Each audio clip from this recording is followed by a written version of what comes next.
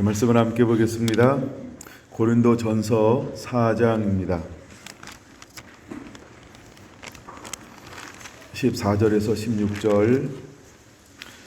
내가 너희를 부끄럽게 하려고 이것을 쓰는 것이 아니라 오직 너희를 내 사랑하는 자녀같이 권하려 하는 것이라. 그리스도 안에서 일만 스승이 있으되 아비는 많지 아니하니 그리스도 예수 안에서 내가 복음으로써 너희를 낳았음이라. 그러므로 내가 너희에게 권하노니 너희는 나를 본받는 자 되라. 아멘.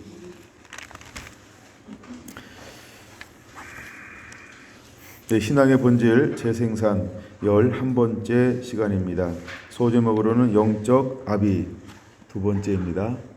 소제목은 영적 아비 두 번째입니다.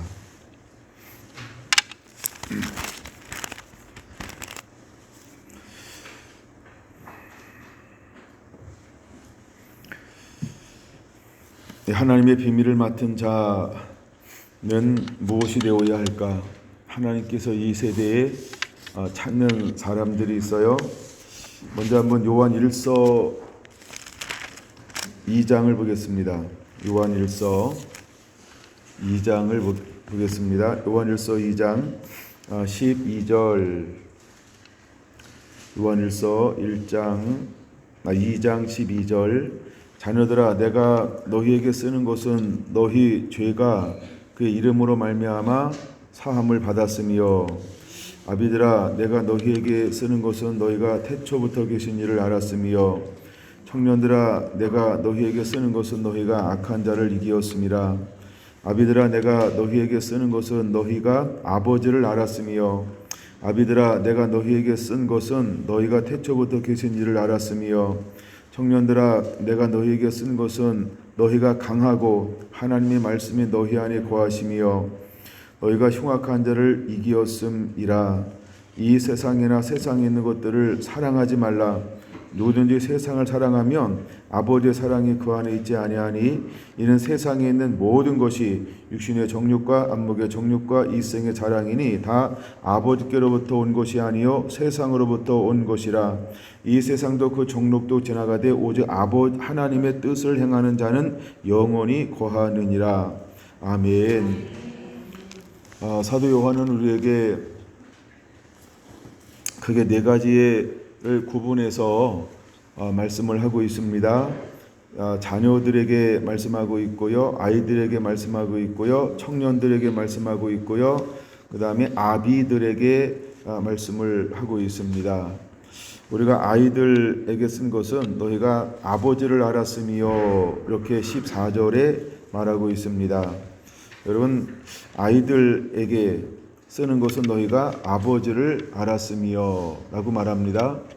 자, 우리가 영적 아비가 되어야 하는데 영적 아비는 어떤 상태를 일컬을까라고 할 때, 이제 우리가 복음의 비밀을 맡은 자는 결국 무엇을 가지고 나가냐 하면 마지막 때의 복음, 마지막 때 잃어버린 영혼들을 추수하고 모으는데 결정적인 역할을 할 수 있는 그런 새로운 계시들이 풀어지게 될 것입니다. 근데 그것을 가지고 나가요.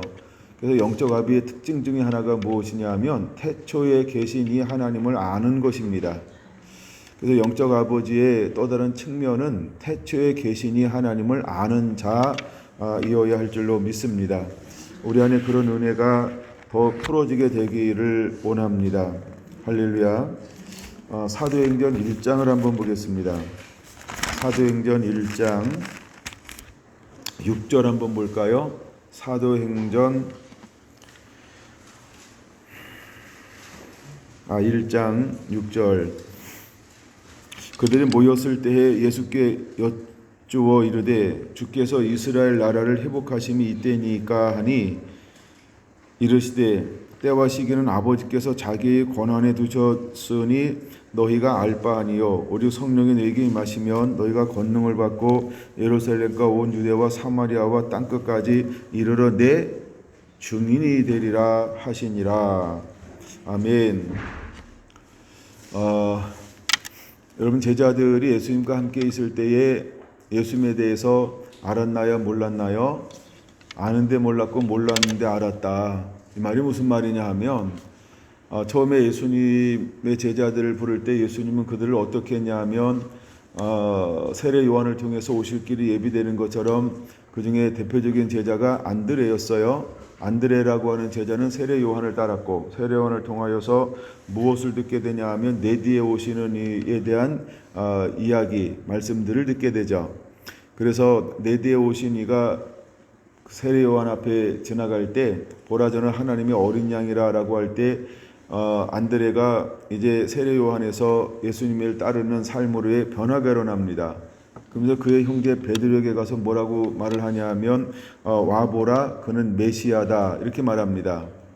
메시아라고 하는 것은 어떤 의미가 있을까요? 메시아는요 해방자라는 거예요. 메시아가 뭐라고요? 해방자 이런 개념이 있어요. 그래서 메시아는 구원자, 구세주 이런 의미도 있고 근데 또 하나 왜 이렇게 이스라엘 사람들이 메시아를 기다릴까? 메시아를 기다릴 때 메시아는 다윗의 후손으로 와서 다윗처럼 우리를 이런 식민지 어떤 로마의 압제에서 그래서 그들은 계속해서 이 식민지의 삶을 살아오고 있잖아요. 이제 바벨론의 포로로 끌려갔다가 온 이후에도 계속해서 메데 파사가 지배를 받고 있고 그 다음에 그 그리스 헬라 문화 문명의 지배를 받고 있고 그 다음에 로마의 지배를 받고 있고 그들은 정치적으로 늘 누군가에게 이렇게 눌려 있었어요.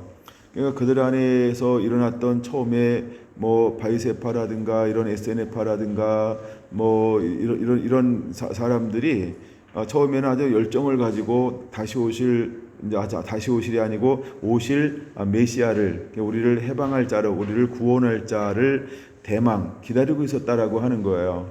근데 그가 올 때 어떻게 오겠냐라고 할 때 능력을 가지고 온다. 이게 이제 이스라엘 사람들이 기다리고 있는 하나의 사상이었다라고 하는 겁니다. 그래서 늘 그들은 대대로 무엇을 기다리냐 하면 메시아가 오기를 기다렸다는 거예요. 근데 바로 내 앞에 지나가는 그가 하나님의 어린 양이로다. 그가 하나님의 대속물로 주기 위해서 오셨다.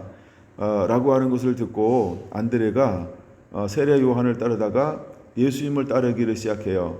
그리고 그렇게 마음 먹고 결단하고 하는 동시에 그가 자기 형제 베드로에게 가서 그 요한복음 1장에 나오는 내용입니다. 그래서 베드로에게 가가지고 내가 메시아를 봤다 이렇게 말을 해요. 메시아를 봤다 그러니까 베드로도 따르게 되는 게 기록이 되어져 있고 그 다음에 야고보도 요한도 예수님을 따르기 시작을 하고 그 다음에 나다니엘도 빌립도 나다니엘은 다른 이름으로 바돌로메인데 예수님을 따르게 됩니다. 근데 그들이 무엇인 줄 알고 따르게 되냐 하면 메시아인 걸 알고 따르게 되어지는 거예요. 자, 이제 신앙 고백을 했습니다. 너는 나를 누구라고 하느냐? 네, 주는 그리스도시요 살아계신 하나님의 아들입니다. 라고 하는 고백을 합니다. 그때 예수님께서는 제자들을 향하여 경고하사 내가 그리스도인 것을 아무에게도 말하지 말라. 이렇게 말합니다. 그러니까 예수님은 공생에 살면서 하나님의 때가 되기 전까지는 예수님이 그리스도인 것이 그렇게 중요하지 않았어요. 그러니까 예수님이 땅에 와서 사역했지만 많은 사람들이 내가 그리스도인 거, 메시아인 거, 하나님의 아들인 걸 아는 것이 허용이 안 됐다 이렇게 보는 게 옳아요. 그래서 신앙 고백했을 때 예수님이 정체성을 고백하는 거예요. 그래 내 말이 맞다. 나가 바로 하나님의 아들이고 내가 오시라고 하는 그리스도고 내가 메시아고 내가 하나님의 어린 양이고 내가 대속물이다. 그것을 위해서 내가 왔다. 그래서 예루살렘에 올라가서 장로들에게 핍박받고 고난받고 그다음에 십자가에서 죽은 다음에 3일 만에 부활할 것이다 라고 하는 복음이죠. 복음. 그 예수님께서 이 땅에 오신 목적에 대해서 설명을 합니다. 그럴 때 베드로가 넘어지게 되죠. 넘어지게 되는 이유가 뭐냐 하면 베드로는 아직도 어떤 사상에 사잡혀 있는 거예요. 전통적인 사상, 장로들의 유전, 이걸 다르게 말하면 바리새인주의가 있는 것처럼 사도 바울도 베드로도 어디 토대 위에 신앙과 믿음이 세워진 걸까요? 장로들의 유전 위에요. 예, 그러니까 사두개인이나 바리새파나 같은 유전 위에 전통 위에 율법 위에 즉 종교의 영 위에 세워져서 자라난 사람이 사도들이고 제자들이었다라고 하는 거죠. 그 중에 한 사람이 베드로였어요. 그러니까 예수님께서 예수님을 뭘로 알고 따라다녔냐 하면 이게 따라다니다가 나중에 잃어버렸는데 신앙 고백하고 나니까 예수님이 하나님의 아들이야. 근데 죽겠다는 거예요. 고난받고 죽겠다는 거예요. 그러니까 이건 있을 수 없는 거거든요. 왜 당신은 메시아인데 어떻게 우리를 해방도 하지 않고 죽느냐. 그러니까 베드로가 말하는 거예요. 내가 이것을 못하게 막겠습니다. 그런 일이 안 일어나도록 내가 나서겠습니다. 라고 하는 자기 생각이 첨부가 되는 동시에 그 생각이 옳은 것처럼 생각했단 말이에요. 근데 예수님께서 그를 향하여 뭐라고 외칩니까? 사탄아 내대로 물러가라. 내가 하나님의 나라를 생각하지 않고 사람의 일, 즉 하나님의 일을 생각하지 않고 사람의 일을 생각했다는 거예요. 사람의 일이 뭘까요? 해방자예요. 해방자. 그러니까 이스라엘 사람들 누구를 기다리고 있었어요? 해방자를 기다리는 거예요. 근데 예수님께서는 그들이 생각하는 해방자로 온 것이 아니고 하나님의 생각하는 해방자, 즉 구세주로 온 거예요. 메시아로 온 거예요. 기름 부음 받은 자로 온 거예요. 하나님의 어린 양으로 온 거예요. 그러니까 예수님께서 십자가를 지고서 모든 것을 이루기까지 그리스도라고 하는 계시가 제자들에게 풀어줘도 아무 의미가 없다는 거예요. 그러니까 오히려 예수님은 그들의 눈을 어떻게 했어요? 눈을 감기게 한 겁니다. 못 보고 못 듣게 한 거죠. 그리고 때가 되니까 하나님께서 여셔요. 제가 사도행전 1장을 보는 이유가 있어요. 자, 이제 부활하셔서 예수님께서 제자들에게 말씀을 풀어주었죠. 한 장만 넘기면 이거 한 장만 넘기면 아니네. 요한복음이네. 누가복음까지 가야 되는데 24장에 보면 이제 모세와 시편과 선지자의 글, 이거 제가 하도 사용하는 거니까 웬만하면 다 외우죠 이제. 네, 저도 암송한 게 아니라 머릿속에 하도 사용하니까 익숙해진 거예요. 그래서 나에 관한 것을 자세히 풀어서요. 나에 관한 건 예수님에 관한 것이고, 그래서 마음의 문을 성경을 깨닫게 했어요. 그러면서 제가 사도행전 1장 6절을 보는 동시에 어떤 생각이 들었냐 하면, 자, 그들이 질문을 사도행전 1장 6절에서 자, 이제 성경을 다 통해서 뭘 깨닫게 했어요? 예수님에 관한 걸 깨닫게 했단 말이에요. 그럼에도 불구하고 가치관이 바뀌었을까요? 안 바뀌었을까요? 바뀌었는데 안 바뀐 부분이 남아 있다는 거예요. 그건 우리도 은혜 받죠? 우리도 은혜 받잖아요. 우리도 나름대로 은혜 받고 신앙생활하니까 나름대로 알아요. 근데 그러면 우리가 생각이 완전히 바뀌었을까요? 안 바뀐 여전히 나다운 게 있을까요? 이걸 우리가 고집이라고 표현할 수 있어요. 이거 안 내려놓는 거, 이거 내려면 죽을 것처럼 생각해가지고요. 내 생각에 내 사상을 안 내려놔요. 우리가 신학 공부하면 그럴 수도 있거든요. 우리가 안 내려놓는 게 있어요. 나름대로 내려놓는데 안 내려놓는 게 있을 수 있어요. 목회자들도 그렇거든요. 우리가 신앙생활 오래 해도 동일하다는 거예요. 그것 중에 하나가 뭐냐 하면, 그래서 사도행전 1장 6절은 이미 어떤 상태에 있는 거예요? 40일 동안 말씀이 풀어서 기쁨과 즐거움과 행복이 막 넘쳐나는 거예요.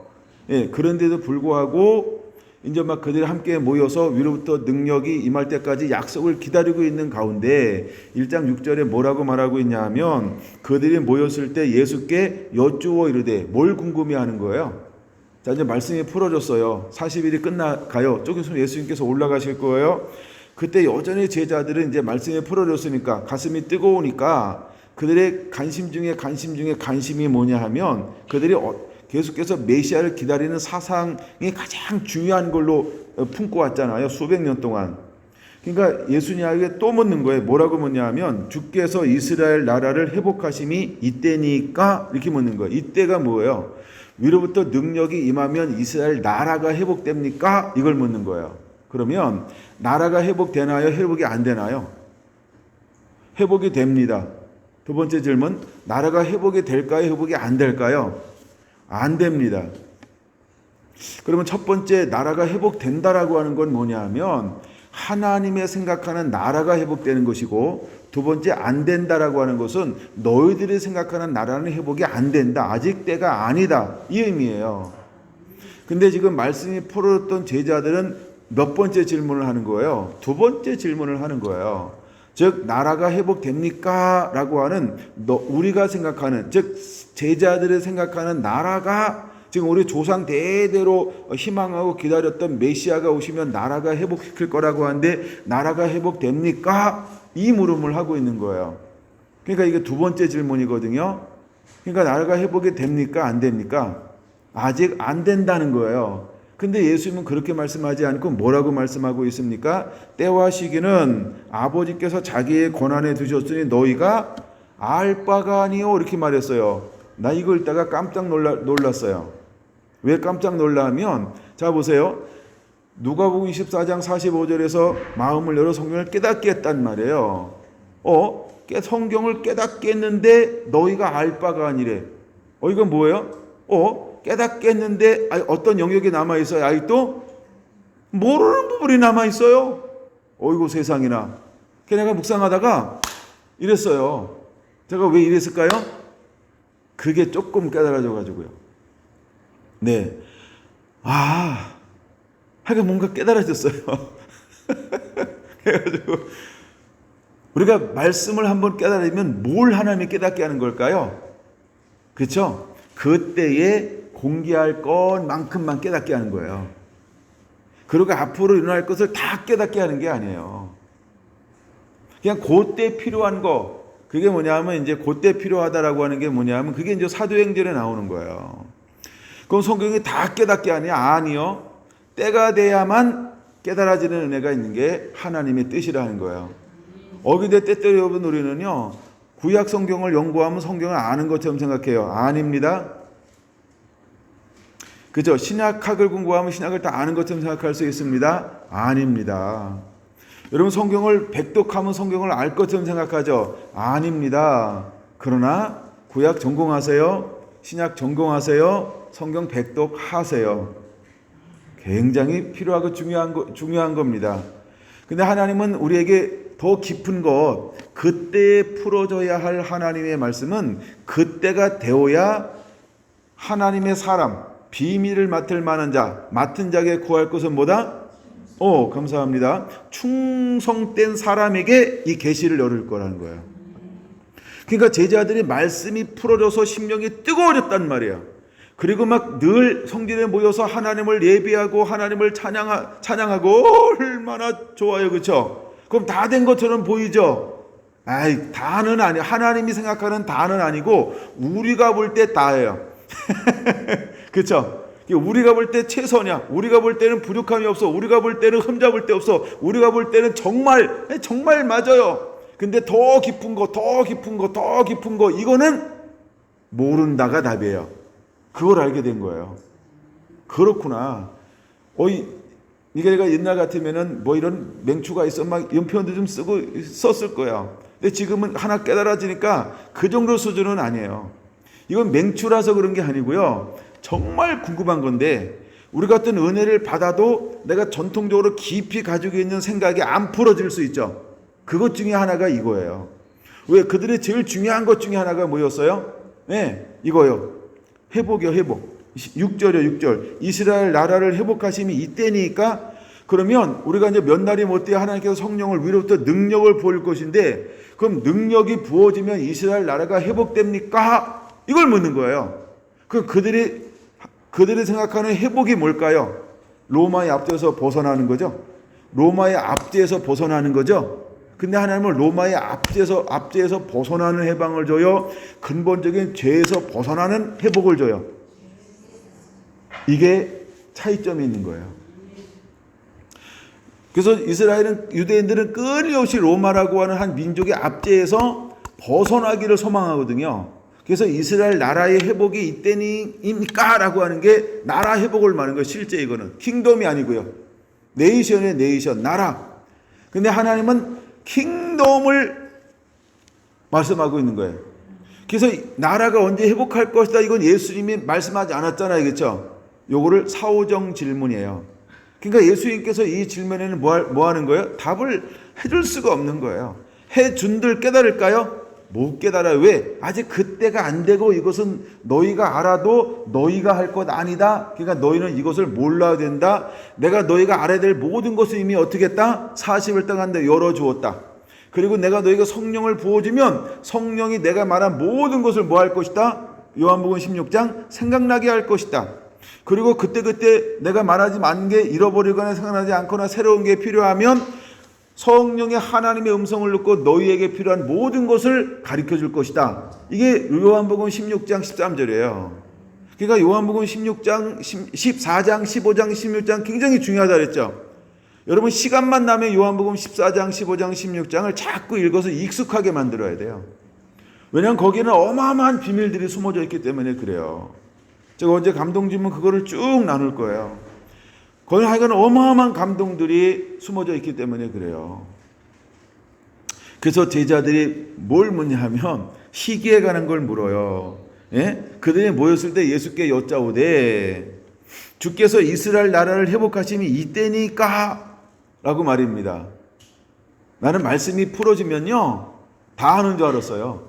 근데 이거를 딱 깨닫는 동시에 아니네 하면서 많은 것들이 풀렸어요 저한테. 하여간 저는 많은 게 이거 깨달아지면서 많은 것들이 풀려버렸어요. 여러분 그것이 하여간 그런 게 있어요. 근데 어쨌든 부활하신 예수님께서 제자를 만나 말씀을 풀 때 심령이 뜨거워졌죠. 마음이 뜨거워졌죠. 안 보였던 뭐가 보인 거예요? 메시아요. 안 보였던 뭐가 보였어요? 그리스도요. 안 보였던 뭐가 보였어요? 하나님의 어린 양이요. 안 보였던 뭐가 보였어요? 대속 제물이 뭔지. 이게 확 보여진 거예요. 이걸 한마디로 말하면 십자가입니다. 십자가와 부활이 보인 거예요. 십자가와 부활이 보인 거예요. 예수님께서 40일 동안 마음을 열어 성경을 깨닫게 했는데 뭘 깨닫게 했을까요? 그렇죠? 예수님의 십자가와 부활을 보게 한 거예요. 그래서 사도행전에 기록된 모든 복음의 방향성이 어디 있을까요? 십자가와 부활이요. 그래서 사도 바울은 이방인을 향하여 보냄받았는데 복음의 핵심이 무엇일까요? 그렇죠? 십자가와 부활이요. 할렐루야. 그래서 그 복음을 전하는 거예요. 그러면 그 복음만 가지고도 그렇죠? 하나님이 일정 수준 새로운 계시를 열어주기까지는 십자가와 복음의 계시의 정통만 해도 하나님 나라를 이룰 수 있다는 거예요. 잃어버린 수많은 영혼을 하나님께로 인도할 수 있다는 거예요. 근데 그것조차도 뭐라고요? 비밀. 그것조차도 뭐라고요? 비밀이라는 거야. 감추어진 비밀이라는 거예요. 뭐가? 십자가가, 뭐가? 부활이. 이걸 복음이라고 말합니다. 이게 복음이 뭐라고요? 감추어진 비밀이라는 거예요. 근데 하나님께서는 충성된 사람을 찾는 거예요. 마음이 하나가 돼서, 생각이 하나가 돼서, 뜻이 하나가 돼서 그 나라와 의를 위하여 자기를 세우고 보낸 말을 사랑함으로 그대로 한 마음이 되어 감당이 낼 수 있는 그 사람, 이 사람이 있으면 하나님은 뭐 하시겠다는 거예요? 성령을 부어서 하나님의 말씀을 가지고 나아가게 만들겠다. 이 사람 일컬어 뭐라고 표현할 수 있냐 하면 영적 아비라는 거예요. 여러분 아비는 무엇을 누구를 아는 상태라고요? 태초에 계시니 하나님을 아는 자라고 하는 거예요. 여러분 청년은요 악한 자와 싸워 능히 이기는 자입니다. 그럼 이제 우리가 마지막에 비밀을 맡은 자가 되기 위해서 선행 조건이 하나 있죠. 비밀을 맡기 전에 선행 조건이 뭘까요? 이제 우리는 선한 싸움 다 싸우고 의의 면류관 받았으리라. 맞나요? 선한 싸움 다 싸우고 의의 면류관 예루살렘 성에서 받으라 받으리 받으라 받으리 조요 한강 건너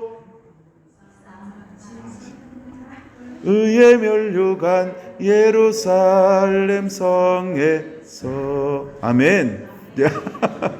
하여간 뭐 혼자 하라는 건지 같이 하려는 지가 헷갈려서. 자 보세요. 우리가 선한 싸움을 싸우는 거예요. 하나님의 비밀을 맡은 자를 통하여 하나님이 이것을 하게 할 거라는 거예요. 하나님 비밀을 맡은 자를 통해서 하나님이 이것을 하게 할 거라는 거예요. 그래서 비밀을 맡은 자가, 이걸 제가 요엘서 3장 18절로 여러분에게 가르쳐 준 거예요. 여러분 그는 가는 곳들마다 포도주를 가져가게 될 것이다. 그는 가는 곳들마다 젖을 가져가게 될 것이다. 그는 가는 곳들마다 이스라엘의 모든 시내에 강을 흐르게 할 것이다. 하나님의 성전에서 샘물이 나와 시뛴 골짜기에 대리라. 이 사역이 비밀을 맡은 자를 통하여서 3장 18절이 풀어지는 거예요. 요엘서로 하면 그래. 최근에 몇 번 요엘서 들으신 분도 있으니까 나눈 거예요. 이게 사도행전이 이사야 사자가 사도행전인 줄 알았어요. 이사야 66장에 19절, 20절, 21절 풀어지는 것이 뭐냐 하면 바로 이 사람을 통하여 풀어지는 사역이, 이러한 사역이 풀어지게 될 거라는 거예요. 여러분, 하나님께서 마지막 때에 하나님의 사람들을 통해서 이것을 행하실 거예요. 여러분, 비밀을 맡을 자를 하나님은 찾고 있는 겁니다. 여러분, 비밀을 맡을 만한 자가 되어야 할 줄로 믿습니다. 근데 말씀이 풀어져도 때가 되지 않으니까 사도도 제자들은 무엇을 질문하고 있다? 자신들의 관점이요. 그러니까 아직도 뭘 가지고 있다는 거예요? 자기 꼴을 가지고 있다는 거예요. 아직도 그 안에 뭐가 있다고요? 자기 것을 가지고 있어요. 그리고서 성경을 내가 아는 만큼 머릿속으로 검색을 해봤어요. 그랬더니요, 말씀이 풀어졌잖아요. 두 번째, 그다음에 옷을 이제 성령을 검해서 성령으로 충만하잖아요. 내게 있을까 없을까? 있다 없다? 베드로가 내게 있을까요 없을까요? 이제 말씀이 풀어졌잖아요. 옷은 성령을 충만했잖아요. 베드로께 있을까요 없을까요? 이렇게 자신 없는 것처럼 이렇게 그럽니까? 내게 있잖아요. 그렇죠? 답은 있다예요. 그렇죠? 여전히 내 걸 가지고 있다는 거예요. 근데 가만히 보면 내게 있는 게 뭐냐면 아주 이것이 견고한 진들이 여전히 가지고 있어요. 첫 번째가 이거예요. 아직도 이스라엘 나라를 회복하시니 언제입니까? 그들의 관점은 어디 있는 거예요? 이스라엘 나라의 회복이요. 이 나라의 회복은 정치적 회복을 말하는 겁니다. 근데 하나님은 뭐의 회복이요? 킹덤의 회복을 말하는 거고, 그러면 이제 말씀이 풀어서 기쁨이 있음에도 있고 성령이 충만함이 있음에도 불구하고 베드로는 자기 것이 있죠. 베드로는 사도행전 10장에서 이방인을 대하는 태도는 말씀이 풀어줬어요. 그의 천국이 임했어요. 성령이 충만해요. 근데 이방인을 향한 태도는 여전히 어떤가요? 이걸 보수주의라고 말할 수 있습니까? 그럼 보수해야지. 예? 그렇죠? 아니, 베드로는요, 여전히 이방인에 대한 생각은 어떤 생각을 가지고 있어요? 아주 편협한 생각이요. 그렇죠? 유대인은 되는데, 이스라엘은 되는데, 누구는 안 돼? 이방인은 안 돼! 이게요. 말씀이 풀어졌잖아요. 나라가 임했잖아요. 성령이 충만하잖아요. 열심은 또 얼마나 대단하다고.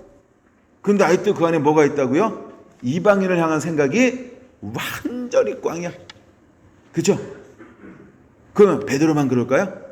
아닙니다. 거기 3,000명이 회개했죠? 똑같아.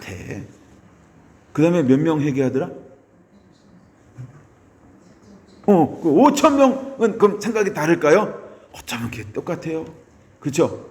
온전히 변화되지 않아요. 무함에도 불구하고 기쁨이 충만해요. 말씀이 풀어졌어요. 성령의 인도함을 받아요. 그래서 하나님의 기쁨이고 즐거움이 되어 놀라운 일들이 일어나요. 근데도 불구하고 그 안에 뭘 가지고 있을 수 있다? 아주 고약한 거. 네, 아직도 변화되지 않은 영역이 있다는 거예요.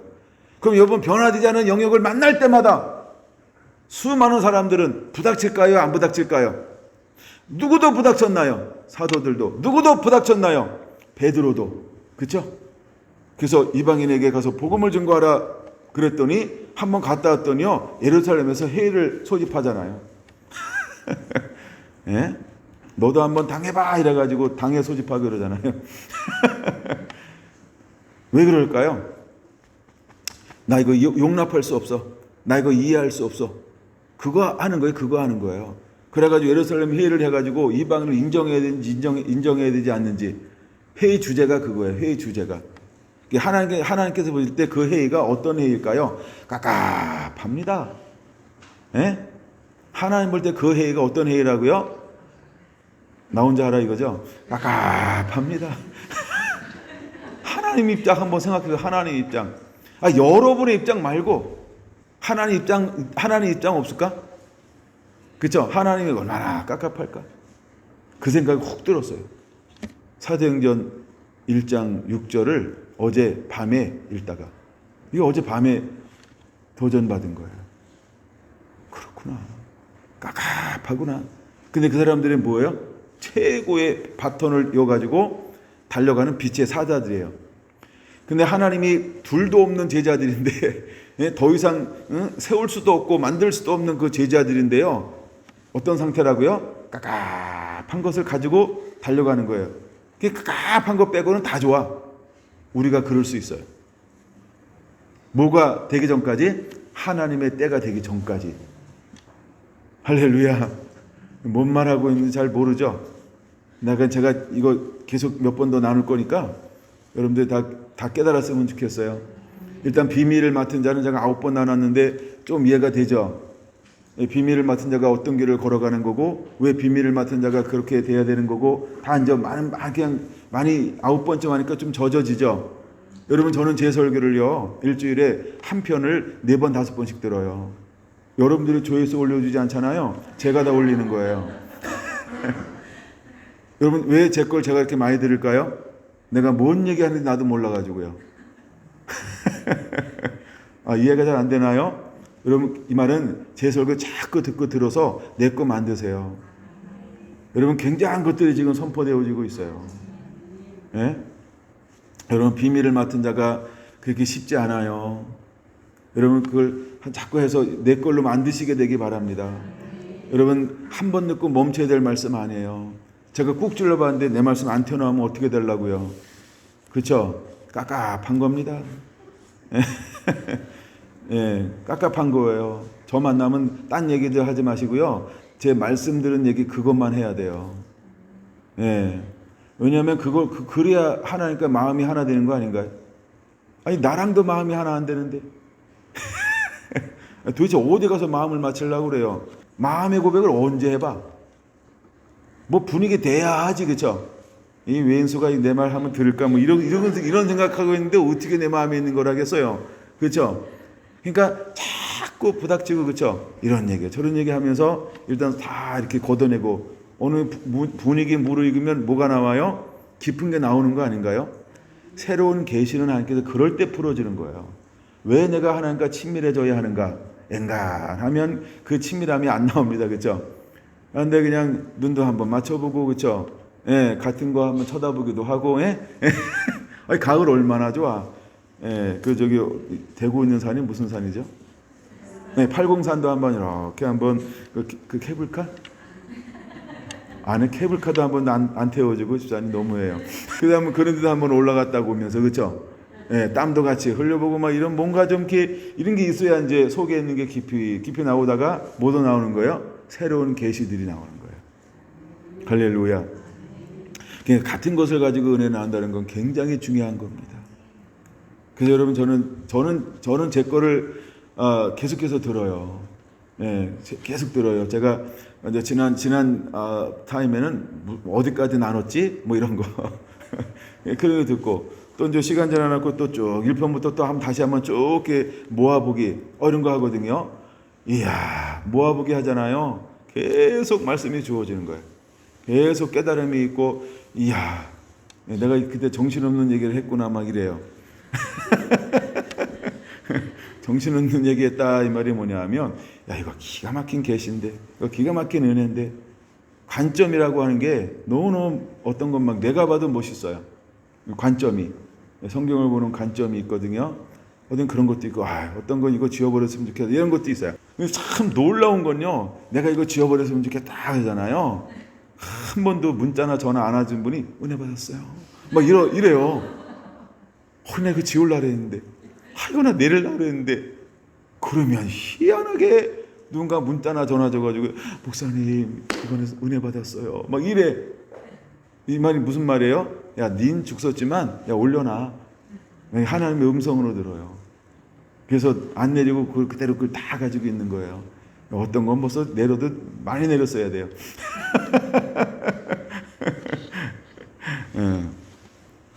자, 관점이 말씀이 풀어지고 은혜 안에 있어도 이렇게 다를 수가 있어요. 이렇게 다를 수가 있어요. 다시 이제 마가복음 1장으로 고린도전서 1장으로 한번 다시 넘어가 볼게요. 고린도전서 1장. 자, 고린도 1장 2절. 고린도에 있는 하나님의 교회 곧 그리스도 예수 안에서 거룩하여지고 성도라 부름을 받은 자들이 교회라고 그랬어요. 두 번째는 각처에서 우리의 주 곧 그들과 우리의 주 대신 예수 그리스도 이름을 부르는 모든 자들의 모임이 교회라고 이야기를 했습니다. 자, 이제 17절 한번 17절로 넘어가 볼게요. 1장 17절이요. 그리스도께서 나를 보내심은, 나는 사도 바울이죠. 그러면 사도 바울을 왜 보냈을까? 세례를 베풀게 하려 함이 아니요. 같이 읽을까요? 오직 복음을 전하게 하려 하심이로되, 이렇게 말하고 있어요. 그럼 사도 바울을 보낸 이유가 뭐라고요? 복음을 전하게 하심이다. 복음을 전하기 위해서 사도 바울을 보냈다라고 말하고 있습니다. 근데 복음을 전하는데 사도 바울은 무엇으로 복음을 전하든가요? 말의 지혜로 하지 아니함은 그리스도의 십자가가 헛되지 않게 하려 함이라. 그러니까 말의 지혜는 뭘 말하면 세상의 학문을 말해요. 말의 지혜는 세상의 학문을 말해요.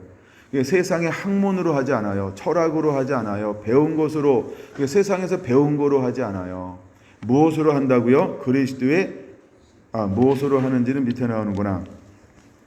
자, 그래서 18절 이렇게 말합니다. 18절 십자가의 도가 멸망하는 자들에게는 미련한 것이요 구원을 받는 우리에게는 하나님의 능력이라. 할렐루야. 여러분 23절 봅니다. 우리는 십자가에 못 박힌 그리스도를 전하니, 이렇게 말하고 있어요. 그럼 이제 우리가 비밀을 맡은 자인데 비밀이 뭐라고요? 바로 십자가죠. 십자가를 가지고 나가는 거죠. 그러니까 십자가에 못 박히신 예수 그리스도를 가지고 나가는 게 이게 비밀이라는 거예요.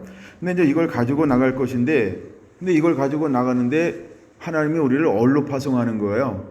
23절 이렇게 말하죠. 첫째, 유대인들에게는 꺼리는 것이요, 그 다음에 이방인은 미련한 것이요, 성도들에게는 24절 하나님의 능력과 지혜가 되는 거예요.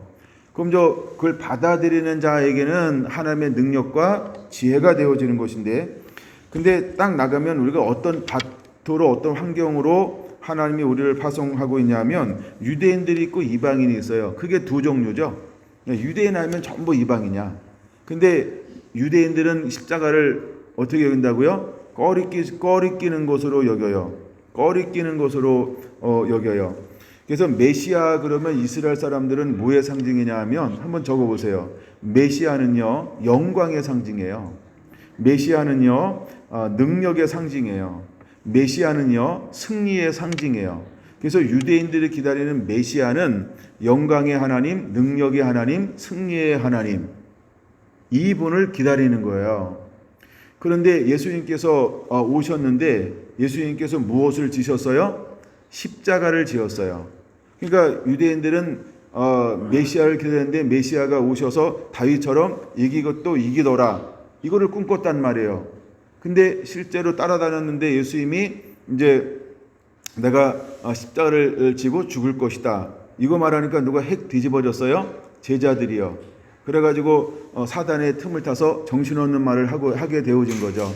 그러한 다음에 하는 말이 뭐냐 하면, 자기를 부인하고 자기의 십자가를 지지 않고는 나를 따라올 수 없느니라, 이렇게 말하는 거예요. 그러면 유대인들에게 십자가는 무슨 의미가 있을까요? 유대인들에게 십자가는 무슨 의미가 있을까요? 한번 적어보세요. 유대인들에게 십자가는요 무능입니다. 유대인들에게 십자가는 치욕스러운 겁니다. 유대인들에게 십자가는요 실패를 의미하는 것입니다. 유대인들에게 십자가는요 최악의 처형법입니다.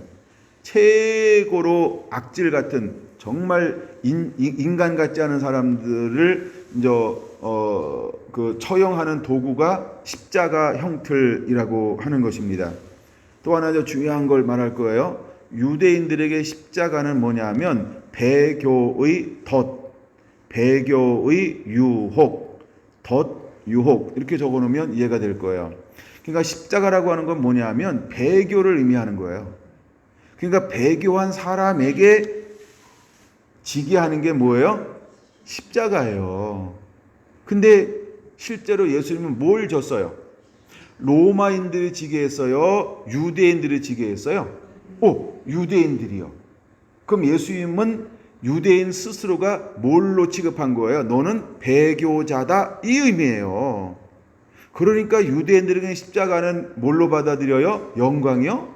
승리요? 능력이요? 이거랑 정반대가 뭐예요? 십자가요. 그러니까 유대인들에게 십자가가 달갑겠어요? 꺼리겠어요? 쳐다보고 싶다는 거예요. 십자가예요. 근데 복음을 전하는데 하나님의 비밀을 맡았는데 사도 바울이 와가지고 뭘 전해요? 십자가와 부활을 증거해.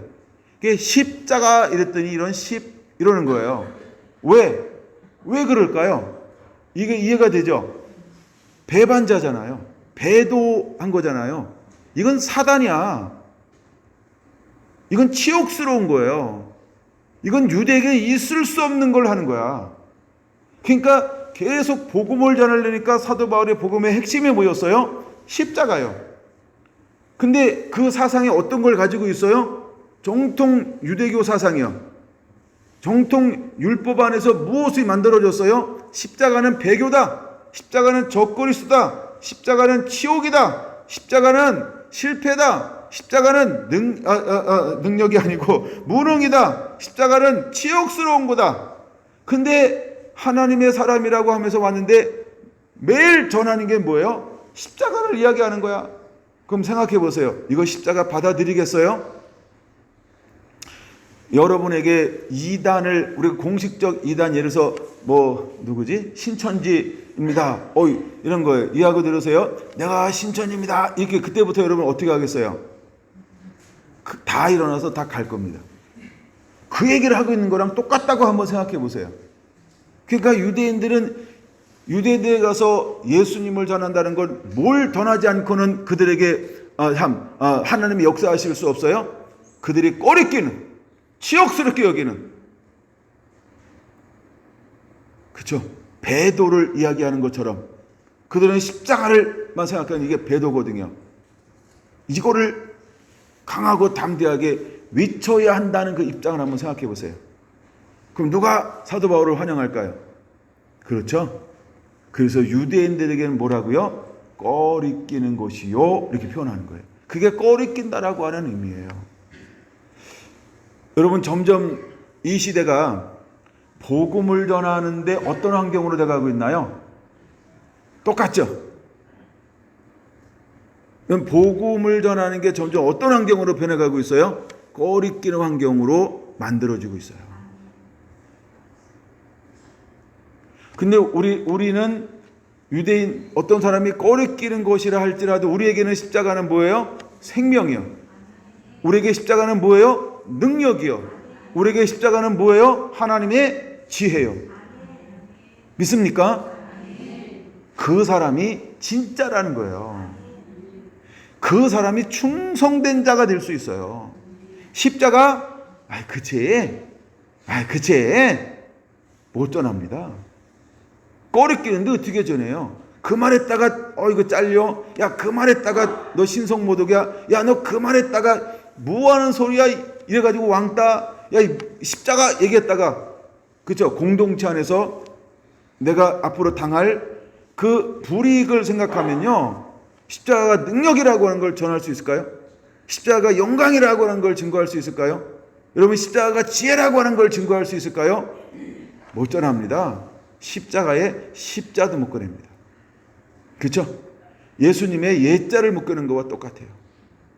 근데 사도 바울은 가는 곳들마다 강하고 담대하고 거침없이 어떻게 했습니까? 십자가, 그렇죠? 십자가를 전하는 거예요. 내가 믿고 내가 걸어가야 할 그 십자가, 나 대신 피 흘리고 나 대신 고난받고 나 대신 모든 수모를 당한 그 십자가, 그 십자가의 사랑, 그 십자가의 능력, 십자가를 통해서만 이루어질 수 있는 하나님의 나라를 증거한다는 것은 여러분 그냥 되어지는 것이 아니라는 것입니다. 여러분, 우리에게는 이론이 아니어야 합니다. 우리에게는 삶이어야 할 줄로 믿습니다. 이제 우리는 삶으로 십자가를 내 삶 가운데 내 어깨에 내 등 뒤에 지고 있는 것을 드러내는 자가 되어야 할 줄로 믿습니다. 여러분, 이것을 이론으로만 가지고 있는 사람들, 이것을 가리키기만 하고 전수하기를 원하고 교양으로만 가지고 있는 사람들은 전부 스승과 같아요. 근데 아비는 십자가를 어떻게 사용하는 사람일까? 아비는 십자가가 그에게 어떤 의미가 있는 사람들일까? 여러분, 영적 아비에게 십자가는요, 삶이라는 거예요. 그 삶이 십자가를 빼놓고는 아무것도 아닌 사람들이, 이 사람들이 영적 아비라고 하는 거예요. 만약에 여러분들이 복음이 부끄럽다라고 말한다면 여러분은 아비는 아닙니다. 이제 하나님은 우리가 어떤 사람이 되기를 원할까? 하나님께서 마지막 때의 비밀을 맡길 사람들은 어떤 사람일까? 스승이 아니에요. 야, 내가 교회 다녀봤지. 야, 내가 성경 읽어봤지. 야, 아브람, 창세기, 야, 천지창조, 노아, 방주, 야, 바벨탑, 내가 다 알지. 내가 다 알아. 역사서, 야, 내가 정통한 사람이야. 이래봐도. 선지서, 야, 선지서 내가 부전공이야. 그건 잘 몰라. 복음서, 야, 그거 내가 복음서 다 알지. 여러분, 이게 우리가 성경을 다 알아요. 근데 이것이 만약에 그냥 교훈이라고 한다면, 삶이 되지 않고 성경에 정통한다라고 한다면, 삶이 되지 않고 내가 교회 다닌 지 50년 되고 70년 됐다고 이야기한다면, 여러분, 그는 복음의 비밀을 하나님께서 맡겨줄 수는 없다는 거예요. 이제 우리가 어떤 삶을 살아야 할까요? 여러분, 복음은 삶이어야 한다는 거예요. 복음은 삶을 통해서 드러내는 거라고 하는 거예요. 하나님은 우리가 그런 하나님의 사람들이 되기를 원하는 거예요. 그래서 하나님께서 우리를 누구한테 보낼 것이냐면 유대인들에게 보낼 거예요. 십자가 말하면 막 떠는 사람이요. 예수 얘기하면 막 떠는 사람이요. 맨 눈동자가 막 이렇게 반 이상 뒤집어져가지고 하얀 눈동자가 보이고 막 이럴지 몰라요. 예수 그런 막 손에 이렇게 이제 막 이렇게 쟁기가 아니고 병기가 아니고 무기가 뭐가 들려 있을지 몰라요. 막 갑자기 예수 그런 막 달려들어서 나를 그냥 막 어떻게 할지 몰라요. 여러분, 하나님이 우리를 파송하고 우리를 보낼 때 이제는 우리를 어느 곳으로 보낼까? 누구를 만나게 할까? 누구에게 가게 할까? 꺼리 끼는 그들에게, 듣고 싶지 않은 그들에게, 상처가 너무나 많아서, 어떤 사람은요, 교회에 상처가 있는 분들이 많아요. 교회의 상처가 누구 상처일까요? 그렇죠? 목회자에게 상처, 성도끼리의 상처, 상처가 있는 사람들이 너무너무 많아요. 그래서 다른 건 그런데 이것만은 건들지 마세요. 막 이런 거 있잖아요. 그렇죠? 우리 주사 맞고 오면 여기 타치하면 큰일 나거든요. 여기 타치하신 분들 회개하시고 막 주사 맞으니까 막 이게 한 일주일은 가. 좀 건강한 분은 좀 한 5일 가더라고. 그런 것처럼 여러분, 우리가 상처가 건드려지면 온몸이 바스러지는 거예요. 우리가 서로 상처받았다는 거, 상처가 있고. 하나님의 복음을 맡은 자는요, 이제는 상처로 인하여서 넘어지지 않아요. 왜냐하면 내가 점점점 줄어들기 때문에 그런 거예요. 나라고 하는 생각, 나라고 하는 중심, 내가 알고 있는 것, 내가 채워왔던 것, 나의 근간을 이뤘던 모든 것 다 허물어져 버려야 돼요. 왜 제가 사도행전 1장 6절을 읽으면서 은혜 받았는지 알아요? 말씀이 풀어졌는데, 그리고 기쁨이 충만한데, 근데도 그들의 질문이 어떤 질문을 해요? 사후정 질문을 아직도 하고 있는 거예요. 나 이걸 몰랐어요. 이게 사후정 질문인걸요. 하나님의 나라의 회복이 이때니까? 아니, 어떻게 이 질문을 할 수 있을까?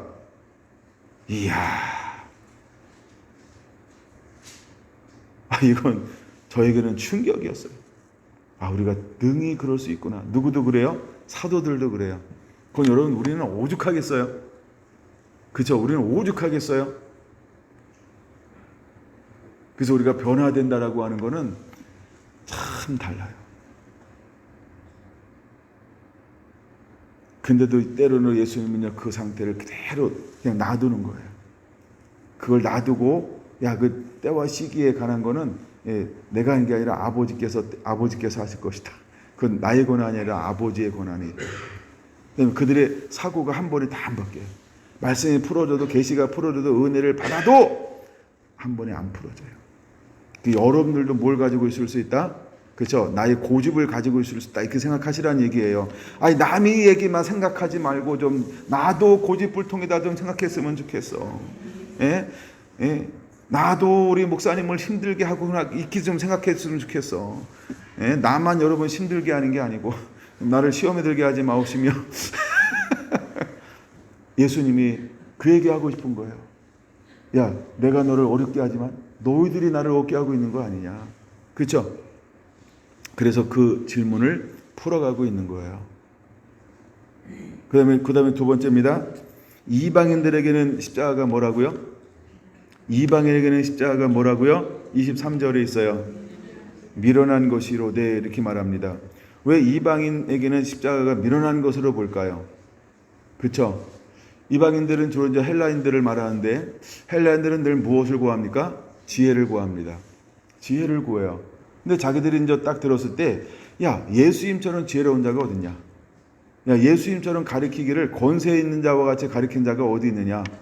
야, 우리가 볼 때는, 야, 이거 대단한 지혜고, 대단한 지식이고, 대단한 설득력이고, 대단한 비유고, 너무너무나 막 주옥 같은 것들이에요. 그런데 그 예수가 어떻게 했어요? 그냥 죽어요. 그냥 십자가 앞에서 뭐 하지 않았어요? 대응하지 않아. 말하지 않아. 그렇죠? 아무 말씀도 하지 않죠. 그래서 여러분 이방인들 헬라인들은요, 그 십자가를 향하여서 뭐라고 말하냐면 예수 얘기하면 그 미련한 사람, 그 바보스러운 사람, 왜 자기 자신을 적극적으로 변호하면 자기 자신을 적극적으로 변호하면 될 텐데 그 지혜 가지고 그 은혜 가지고 그 설득력 가지고 그 감동시킨 것 가지고 아니 어떻게 다른 사람을 위해서는 다른 때는 막 그렇게 수많은 사람들을 감동시키고 그쵸? 은혜를 주고 울게 만들고 회심하게 만들고 변화를 시켜주고 우리가 뭐 삶을 바뀌는 거 있잖아요. 팔자 고친다고 하는 것처럼 삶을 변화시키고 이랬던 사람이 자신의 문제에 대해서는 뭐라고요? 아무 말도 하지 않아. 침묵으로 일관해. 이해가 안 되는 거예요. 그래서 이방인들은 십자가 예수 얘기하면 뭐라고 생각해요? 미련한 거. 여러분 그들이 뭐라고 생각할까요? 복음이 안 들어가는 거예요. 복음이 들어갈 수가 없어요. 그래서 마지막에 저기 이방인이었던 로마 병정들이 신포들을 갖다가 이렇게 들이대면서 회롱하고 조롱한다고 표현하잖아요. 그렇죠? 또 지나가는 몇몇 사람들이 희롱하고 조롱하잖아요. 남들은 다 구원했는데 야 너 내려와봐. 야 너 내려와봐. 야 너 자신은 구원할 수 없더냐?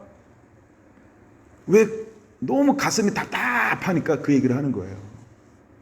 야 너 할 수 있잖아. 야 남들은 구원하는데 야 남들은 표를 채우는데 수많은 기적과 표적과 이적을 통해서 수많은 사람들을 감동시키고 수많은 사람들을 변화시켰고 희망을 줬고 소망을 줬고 실제로 어마어마한 영향력을 끼친 그 능력으로 섬김으로 사랑으로 실제로 섬겨냈잖아요. 근데 너 어떻게 이렇게 바보처럼 너에 대해서 이렇게 아무것도 하지 않느냐. 그 답답함을 쓸어내리고 있는 거예요. 그러니까 이방인들은 십자가 얘기하고 예수님 이야기하면 뭐라고 생각할까요? 미련하게 생각하는 거예요. 십자가의 도가. 복음이 예수님 이야기가 이방인들에게는요. 뭐라고요? 답답한 미련함이라는 거예요. 그런데요. 마음의 문을 열고 예수님을 임금과 구주로 모셔둔 사람은 예수가 복음이 무엇일까요? 24절이요. 무엇일까요? 하나님의 능력이 되어지는 거예요. 할렐루야. 보세요. 24절 봅니다. 고린도전서 1장 24절이요. 우리는 오직 부르심을 받은 자들에게는 유대인이나 헬라인이나 그리스도는 하나님의 능력이요 하나님의 지혜니라. 누구한테 능력이고 누구한테 지혜예요? 부르심을 입은 자, 부르심 입었다라고 하는 게 뭐예요? 보냄받은 자라고 하는 거예요. 예수 안에 있는 자라고 하는 거예요. 이걸 다시 1장 2절, 하여간 뭐 같은 이야기예요.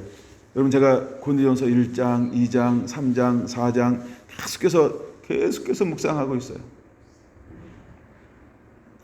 근데 그리스도의 부르심을 입은 자들에게는 유대인이나 헬라인이나 뭐라고요? 십자가는요 하나님의 능력이라는 거예요. 하나님의 지혜라고 하는 거예요. 할렐루야. 그럼 여러분에게 십자가는 무엇일까요? 여러분, 여러분에게 십자가는 무엇인가요? 여러분에게 십자가는 어떤 의미가 있나요? 지혜입니까? 능력입니까? 그 무엇과도 바꿀 수 없는 최고의 보화고 보물입니까? 그 사람에게 하나님은 뭘 맡길까요? 마지막 때에 하나님의 감추어진 그 복음을, 그 비밀을 계시로 열어줘서 그것을 가지고 나가게 만들 거예요. 그래서 그 애는 충성할 수 있으니까요. 예수님께서 나의 갈 길 다 가도록 충성했던 것처럼, 사도 바울이 자기의 갈 길 다 가도록 충성했던 것처럼, 오늘 이 시대에 하나님 어떤 사람을 찾을까요? 그렇죠? 충성된, 정말 그 받은 그 깨달은 복음을 가지고 땅 끝까지 하나님이 원하는 그 곳까지 가서 전할 그 사람을 하나님이 찾고 계신 거예요.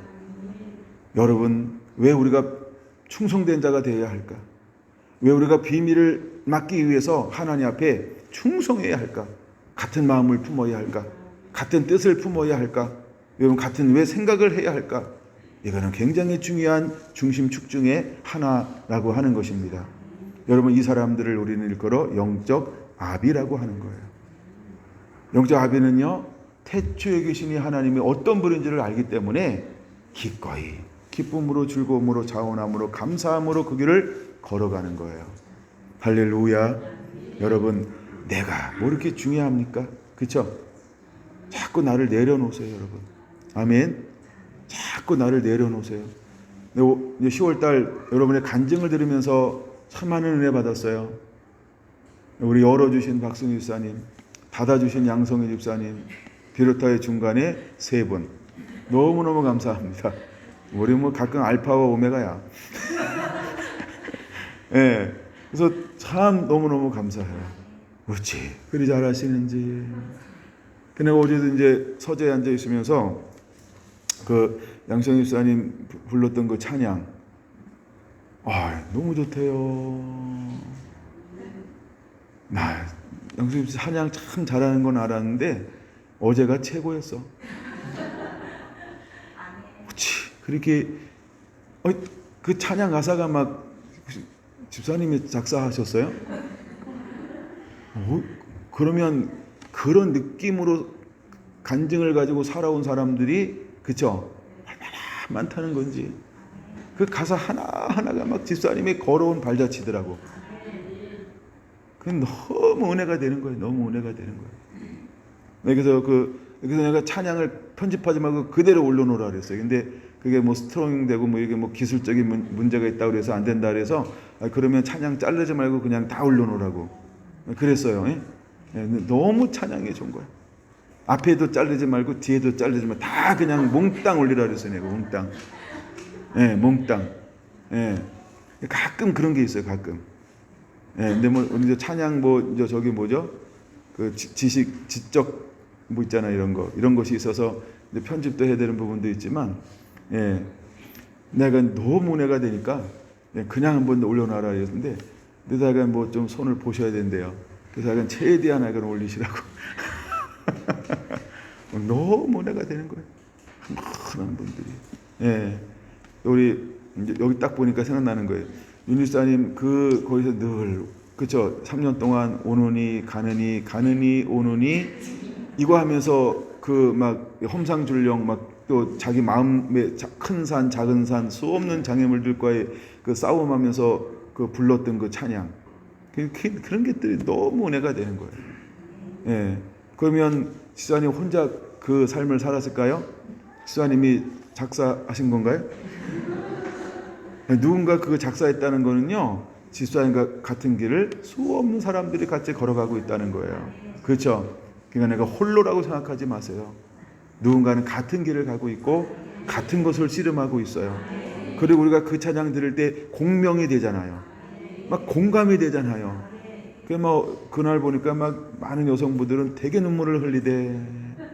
나도 울었으면 좋은데 안 나와. 몰랐대 우리 서목사님 울었는지. 아니 서목사님은 잘 울어. 난 그게 부럽더라고. 나는 울려고 그랬는데 침발로도 안 되더라고. 예. 5주 동안에 그 한 분 한 분들 그 이제 간증을 들으면서 참 은혜가 돼요. 예. 그래서 제가 했던 것들 몇 번씩 들어요. 몇 번씩. 또 들을 때마다 새롭고 또 들을 때마다 은혜가 되고. 어쩜 이렇게 용감들해요. 용감상. 저기 집사님 들어보셨나요? 예. 네. 아이고 너무 잘하셨어요. 너무 잘하시고 그 안아주고 막 이러셨어요. 거기까지는 갱상도 안아주시고 한번 이렇게 하셔야 되는데. 예, 참 예, 용감하시고 다 참 너무 다 하나하나의 삶 속에서 예, 그런 하여간 너무 감사했어요. 그래서 내가 하나님이 주신 감동을 참 잘 순종했다. 그래서 제가 이걸 장로님하고 의논했어요.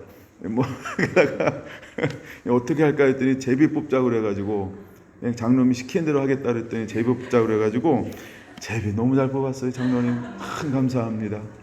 나 또 윤집사님 뺐거든요. 예, 이제 생각이 안 나가지고 윤집사님 집어넣자 해서 이거 또 얼마나 감사한지. 예, 그래서 또 제비 또 훅 뽑아가가지고 하여간 제비 뽑는 것도 은혜가 있어야 됩니다. 예, 안 되고 싶다고 안 되는 게 아니고. 그랬더니 뭐 그러더라고요. 나는 저 셀장도 많이 뽑혔다고. 예, 제가 좋은 거는 많이 기억해. 안 좋은 건 다 잊어버렸어요. 그래서 약간 그렇게 해서 5번 시간 세웠는데 너무 좋더라고요. 근데 저는 좋은 게 또 하나 있었어요. 그날 너무 편하더라고요.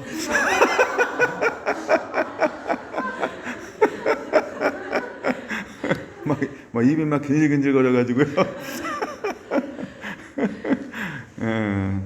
어떤 때 막 말씀의 은혜가 오면 막 할 게 굉장히 많아지는데 그래서 10월달 너무 잘 달려올 수 있게 여러분들이 함께 만들어줘서 너무너무 감사합니다. 너무 감사합니다. 네. 그 다음에요. 이제 18절을 봐야 됩니다. 18절. 자, 유대인에게는 꺼리끼는 거고 이방인에게는 미련한 거고 성도들에게는 하나님의 능력이고 지혜라고 말하고 있습니다.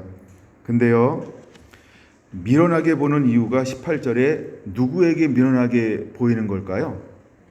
18절 같이 봅니다. 십자가의 도가 멸망하는 자들에게는 미련한 것이요 구원을 받는 우리에게는 하나님의 능력이라. 할렐루야. 그러면 미련하게 십자가를 본다라고 하는 사람들은 어떤 사람들이 십자가를 미련하게 볼까요? 그렇죠? 멸망하는 자가요. 그럼 여러분들이 나가서 복음을 막 힘차게 증거하잖아요. 근데 여러분들을 향하여서 미련한 것들 이러잖아요. 그럼 그 사람은 아직 어떤 상태라는 거예요? 그렇죠? 그대로 살다가는 멸망할 사람들이 그렇게 대한다는 거예요. 그러니까 우리 안에 어떤 마음이 있어야 돼요? 스승의 마음이 아닌 아비의 마음이요.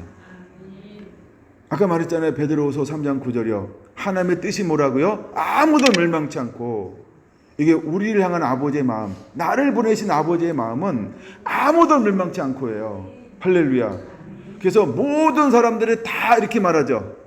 땅끝까지 이르러서 모든 사람들이 다 구원에 이르기를 원하시는 것이 아버지의 뜻이에요.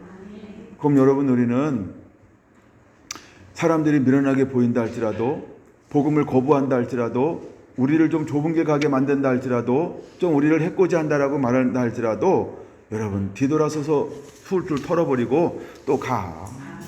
예? 아니, 그때는 아프고 힘들지 나도 여러분 안 힘들어요? 예수님께 물어봐요. 안 힘들었냐고. 아니 사도 바울한테 물어봐요. 네, 고린도전서 후서를 읽으면서 그걸 느꼈어요. 야, 사도 바울도 되게 힘들었구나. 인간 예수래. 인간 사도 바울이요. 우리랑 똑같아요. 예? 우리랑 똑같은 거예요. 꼬주면 아프고요. 예, 그렇죠. 예, 그런 거예요. 그러니까 그런데 사도 바울은 뭘 품었어요? 그 안에 대한 사랑을 가지고 가는 거예요. 그 안에 하나님을 향한 뜨거운 사랑이 있으니까 그 일을 가는 겁니다. 물론 이거 결론은 다른 걸로 한번 맺을 것인데, 그 다음에 보세요. 구원받는 자에게 십자가는 뭐라고요? 하나님의 능력이라고 하는 사실을 믿으시기 바랍니다. 할렐루야, 할렐루야. 예, 자, 그 다음에 21절 볼게요. 하나님의 지혜에 있어서 이 세상이 자기 지혜로 하나님을 알지 못하므로 하나님께서 전도에 미련한 것으로 믿는 자들을 구원하기를 기뻐하셨도다. 여러분 21절이 보이지 않는 핵심 중에 또 하나의 핵심이라는 거예요. 하나님의 지혜에 있어서는 이 세상이 자기 지혜로 하나님을 알지 못하므로, 이 세상이 자기 지혜로, 이게 뭘까요? 이것이 바로 20절에 있는 걸 말해요. 여러분 20절 지혜로운 자, 이건 헬라인들을 말하는 거거든요. 지혜 있는 자가 어디 있느냐 할 때 이거 헬라인을 말하는 거예요. 헬라인은요 철학을 가지고 있어요. 수사학을 가지고 있어요. 학문을 가지고 있어요. 세상의 지혜가 굉장히 능통한 사람들이에요. 예. 그 다음에 두 번째, 선비가 어디 있느냐? 선비가 누굴까요? 율법에 능통한 자, 좀 유대인들을 말하는데 좁게는 서기관들을 말하는 거예요. 그 다음에 이 세대의 변론가가 어디 있느냐? 변론가가 뭘까요? 이성을 중심으로 해서 지적인 요구를 가지고 아주 지식으로 가지고 살고 있는 무슨 뭐 스토아 학파 뭐 이런 거, 이렇게 변론을 하는 사람들. 그러니까 지혜 있는 자나 선비들은 늘 뭐합니까? 변론가로 살아요. 변론가가 뭘까요? 4장 15절에 말하고 있는 스승이에요. 그러니까 뭔가 안다고 생각해요. 예. 근데 보세요. 하나님께서 이 세상의 지혜를 미련하게 하심은 이 세상의 지혜로 안 되기 때문에. 예. 이 세상의 지혜로 안 되기 때문에 하나님이 그렇게 하신다라고 하는 거예요. 자, 그러면 무엇으로만 가능할까요? 2장 9절 한번 바로 넘어가겠습니다. 2장 9절 봅니다. 2장 9절 보세요. 찾으셨나요? 기록된 바 하나님의 자기를 사랑하는 자들을 위하여 예비하신 모든 것은 눈으로 보지 못하고 귀로 듣지 못하고 사람의 마음으로 생각하지도 못하였다 함과 같으니라. 그러면 그렇게 복음을 증거함에도 불구하고 왜 어떤 유대인들은, 왜 어떤 이방인과 헬라인들은 깨닫지 못할까요? 왜 그걸 꺼리끼는 것으로 보고 미련한 것으로 볼까요? 그 이유는 무엇이냐면 무엇이 아직 허용이 되지 않았기 때문에 그래요. 보는 눈과 듣는 귀와 깨닫는 마음을 허락하지 않았기 때문에 그런 거예요. 근데 이제 하나님께서 무엇을 예비해 놓고 있어요? 왜 하나님께서 성결한 교회를 통하여 주께서 우리에게 이런 말씀을 주었을까요? 예. 자, 이제 연단된 금을 사서 부요하게 하라. 흰옷을 사서 입어 벌거벗은 수치를 보이지 않게 하라. 그 다음에 세 번째가 뭐라고요? 안약을 사서 눈에 발라 보게 하라. 여러분, 안약이 하는 역할이 뭐냐 하면 바로 보게 하는 역할이에요. 듣게 하는 역할이에요. 깨닫게 하는 역할이에요. 왜 이 사역이 이 시대에 풀어져야 할까요? 이제 이 시대는 점점 하나님께서 이것을 극명하게 풀어놓는 사람들을 일으키고 세우실 거예요. 여러분, 이 사람이 어떤 사람일까? 바로 신앙의 본질, 재생산, 비밀을 맡은 자로 영적 아비가 되어서 파송할 사람이라는 거예요. 근데 영적 아비는 뭘 가지고 나갈까? 이 세 가지를 가지고 나가는 자가 될 건데, 그 중에 가장 중요한 것 중에 하나가 뭐냐 하면 연단됨으로 겸비했어요. 흰옷을 입은 것도 겸비했어요. 그럼 최고 중요한 무기는, 최고 중요한 사역은 무엇이 되어야 할까요? 안약이라는 거예요. 그래서 안약이 먼저 주어지는 게 아니고요. 이게 1단계, 2단계, 3단계라고 지난번 말씀드렸죠. 6월인가 집회할 때 6월 달 했나? 7월 달 했나? 그래서 첫째는 우리가 먼저 연단된 금이 돼야 돼요. 그다음에 우리는 흰옷을 입어야 돼요. 그리고 부끄러운 수치를 보이지 않아야 돼요. 그러고 난 다음에 겸비하면 하나님께서 그에게 뭘 주냐 하면 안약을 그때 다룰 수 있는 걸 하나님이 허용하는 거예요.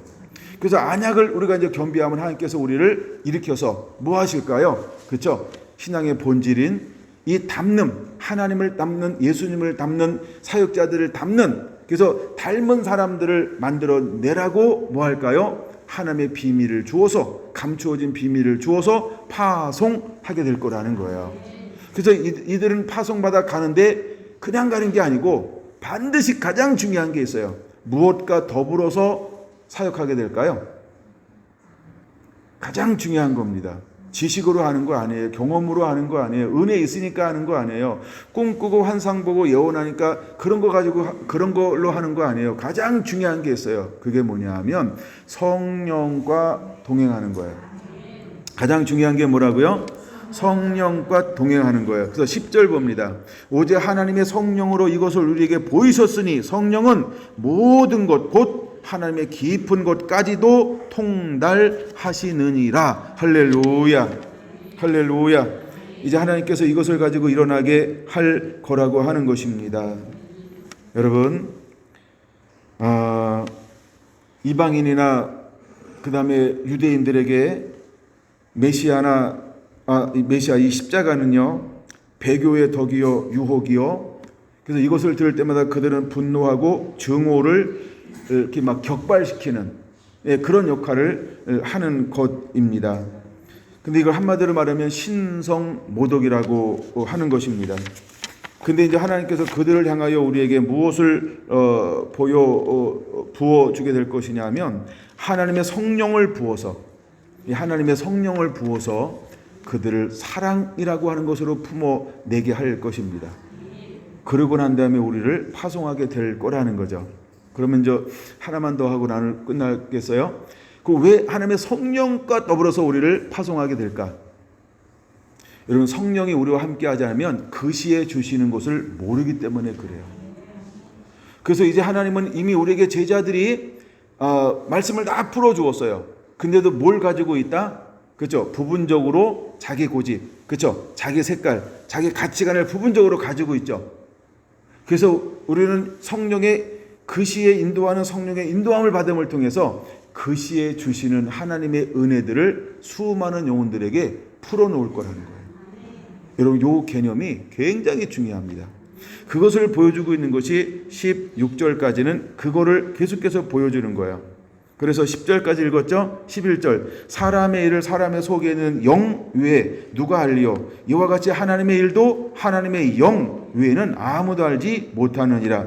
우리가 세상의 영을 받지 아니하고 오직 하나님으로부터 온 영을 받았으니 이는 우리로 하여금 하나님께서 우리에게 은혜로 주신 것들을 알게 하려 하심이라. 그래서 하나님께서 우리를 하나님의 영으로 우리와 함께 하심을 통해서 일하게 되실 거라고 하는 것입니다. 그래서 가장 중요한 것 중에 하나가 뭐냐 하면 3장 16절 17처럼 이제 우리는 어떤 전이 되어야 할까요? 하나님의 성전. 할렐루야. 그래서 우리가 하나님의 성전으로 삼는 이유는 뭐냐 하면 하나님의 모든 것들을 담아내는 우리의 삶이 하나님의 모든 것들을 담아내는 그릇이어야 한다는 거예요. 여러분, 이 사람이 누구냐 하면 영적 아비의 기초라고 하는 거예요. 이 기초가 되었을 때 하나님은 그에게 하늘의 비밀, 감추어진 비밀을 가지고 일어나 나아가서 선포하는 자 하나님이 삼아 주실 것입니다. 여러분, 여러분에게 이런 은혜가 이제 더불어서 함께 우리가 은혜가 주어지게 되기를 예수님의 이름으로 축원합니다.